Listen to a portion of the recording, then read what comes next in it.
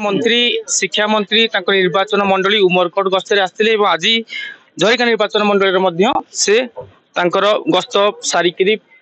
फेरुंट आम जो देखुलु समग्र शिक्षा ओडिशा रे एक प्रकार शिक्षार अभ्युत्थान बर्तमान घटुची यही सरकार रे एक नुआ खबर नुआ आशा समस्त गोटे नुआ स्वप्न आनी बोधे मंत्री आमर ये सरकार जे आमे देखुलु आज मंत्री विभिन्न प्रकार गस्त करुले उद्भाषण कहते कि समग्र शिक्षार केमी विकास घटब विभिन्न जनजाति आदिवासी मानकर पिलांकर हॉस्टल को आहरी केमी आमे आगु को बढ़ेबा से विषय में सीधा सलख आलोचना करबा आम सांगरे नित्यानंद कर्ण महोदय अच्छा सर स्वागत करूँ एमबीएस टीवी को कौन कहे सर कि केउ प्रकार भाव शिक्षार विकास आम देखु बर्तमान ओडिशा रे आउ टिके अधिका आपन सरकार रे आगु को अग्रगति होची पुणी केमिति हेई परिबा आउ आगु को आपनकर विजन कोन रही छै देखंतु निश्चय मो तो कहबी जे शिक्षा क्षेत्र रे मोहन माझी को सरकार ओडिशा रे आसीबा परे ये नुआ नुआ पदक्षेप सब निया होची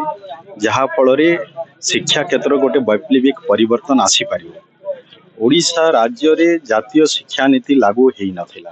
किंतु आम सरकार आसीबा परे आमे जातीय शिक्षा नीति को ओडिशा रे लागू करछे पुणी जातीय शिक्षा नीति ओडिशा रे जो हबो से गोटे भलो शिक्षा नीति केमिति हबो सेथि पई जातीय स्तर रो जो माने शिक्षाविद अछंती विद्वान अछंती सेमान को नै हमरो 3 दिन धरी वार्षिक हैला एवं सेतिरे बहुत चिंतन मिंतन कला परे आज एनसीईआरटी ढांचा रे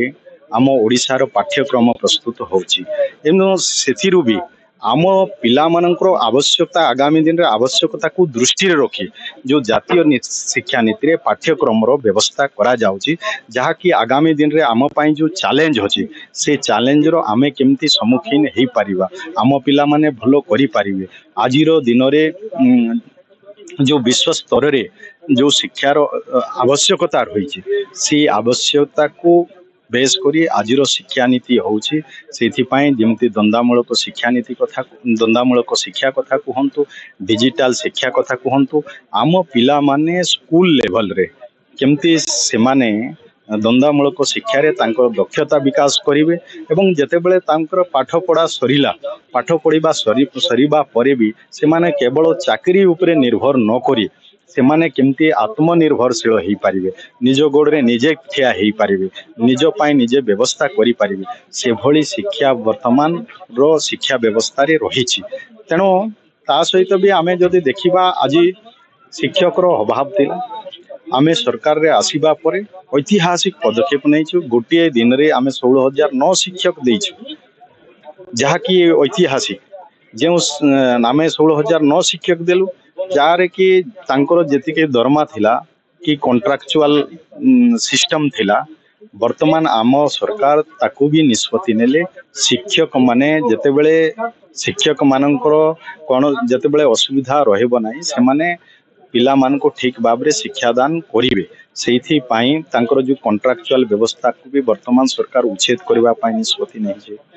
आउ जेमते कि आगामी दिन रे आमे आउ कॉन्ट्रैक्चुअल नियुक्ति दबु नाही आमे नियमित शिक्षक नियुक्ति दबु पुणी नियमित शिक्षक भी वर्तमान सरकार निष्पत्ति नैछु जे आमे 3 वर्ष भितरे आमे 44,433 शिक्षक नियुक्ति देबु प्राय प्रति वर्ष आमे 15,000 शिक्षक नियुक्ति दबु ये कथा भी सरकार ने निष्पत्ति छी आकु समस्त स्वागत करूछंती ये सरकार शिक्षा को गुरुत्व दउछि जेमती पिला माने अनेक पिला गरीब पिला माने दिन रे से माने खाइबा को मानथिले से माने शारीरिक मानसिक तांकर वृद्धि हेई पारु नथिला आमे देखिलु जे गोटे परिसर भितरे असमानता होची अधा 8th पर्यंत पिला खाइबा को पाउछंती किंतु 9th 10th रो पिला को खाइबा को मिलु नाही ता पाए भी आमे सीएम पोषण योजना रे नवम दशम श्रेणी रो पिला मान को भी मध्याह्न भोजन देवार व्यवस्था कलु जहा फल रे आज पिला मान को आग्रह बढ़ी स्कूल को जीवा पाए पिला मान को भितरे खुशी रो लहर खेली से माने उत्साहित होचंती स्कूल जीवा पाए जो ड्रॉप आउट होतिला ड्रॉप आउट भी एथिर भी ह्रास हो पारिबो तापरे भी ड्रॉप आउट आदिवासी पिला माने विशेष करी ड्रॉप आउट होतिले ता पाई भी आमे माधव सिंह हाथ खर्च योजना करिचो जो पिला नवम जेतेबेले अष्टम श्रेणी पर्यंत पाठ पढ़थिले नवम रे एडमिशन करू नथिले ଯେତେବେଳେ ଯିଏ ଦଶମ ପର୍ଯ୍ୟନ୍ତ ପାଠ ପଢିଲେ 11th କ୍ଲାସରେ ଏକାଦଶ ଶ୍ରେଣୀରେ ନାମ ଲେଖାଉ ନଥିଲେ ତ ଆକୁ ବି ସରକାର ଅନୁଭବ କଲେ ଆଉ ଏବଂ ଆଦିବାସୀ ଛାତ୍ରଛାତ୍ରୀ ମାନଙ୍କୁ ଯେତେବେଳେ ନବମ ଏବଂ ଏକାଦଶ ଶ୍ରେଣୀରେ ନାମ ଲେଖାଇବେ ସେମାନଙ୍କ ମାଧୋସିଂ ହାତ ଖର୍ଚ୍ଚ ଯୋଜନାରେ ବି 5,000 ପ୍ରୋତ୍ସାହନ ରାଶି ଦେବାର ବ୍ୟବସ୍ଥା ଇଏ ବି କରାହେଇଛି। ଆଜି ଯଦି ଏମିତି ଯଦି ଦେଖିବେ ତ ବିଭିନ୍ନ ନୂଆ ନୂଆ ଯୋଜନା ଆମ ସରକାରରେ ପିଏମ ଶ୍ରୀ ସ୍କୁଲ ଆମ ରାଜ୍ୟରେ ବିଲକୁଲ ବି ପିଏମ ଶ୍ରୀ ସ୍କୁଲ ନଥିଲା। ଆମ ସରକାର ଆସିଲା ପରେ କେନ୍ଦ୍ର ସହିତ ଆମେ ଏମଓୟୁ ସ୍ୱାକ୍ଷର କଲୁ। ଆଜି ଓଡ଼ିଶାରେ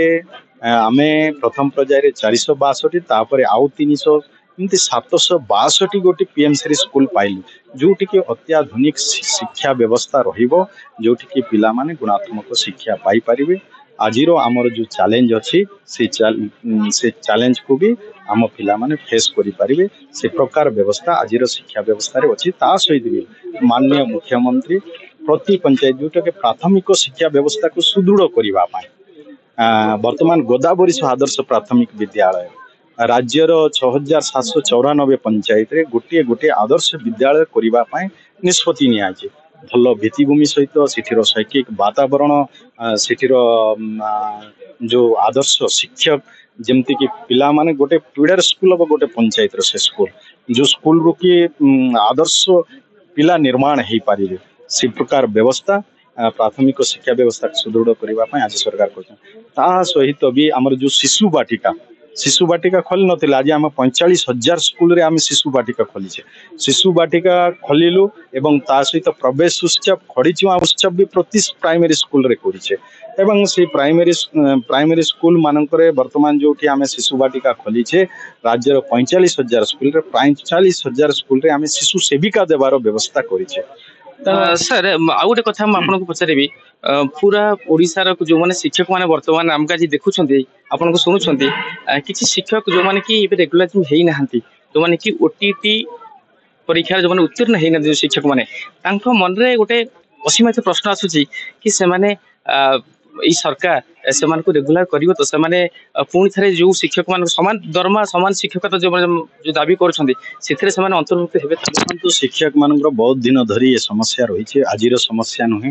ଏତେ କ୍ୟାଟେଗୋରୀ ଅଫ ଟିଚର କରିଦେଇଛନ୍ତି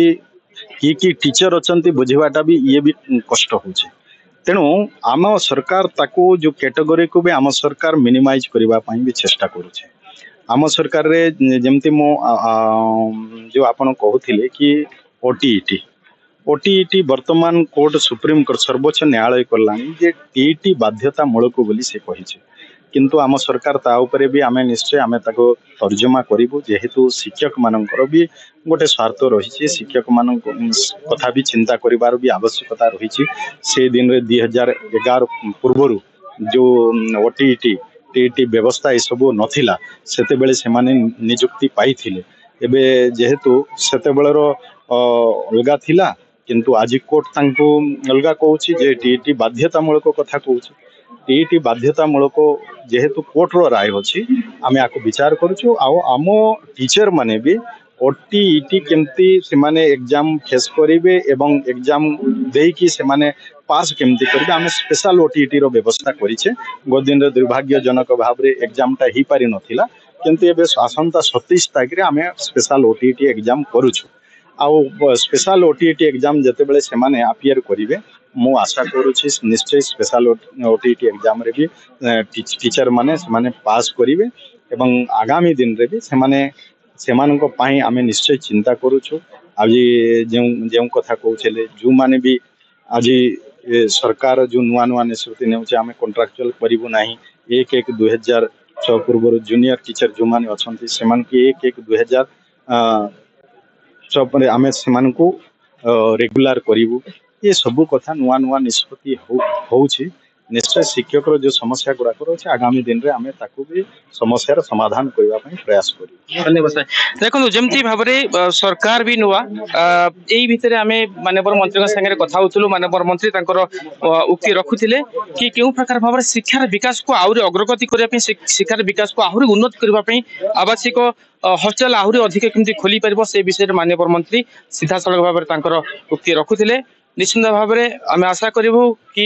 खूब कम दिन भितर आम अंचल विकास ए समग्र राज्यर विकास शिक्षा क्षेत्र में आगक बढ़। Devi Prasad Behera, MBC TV.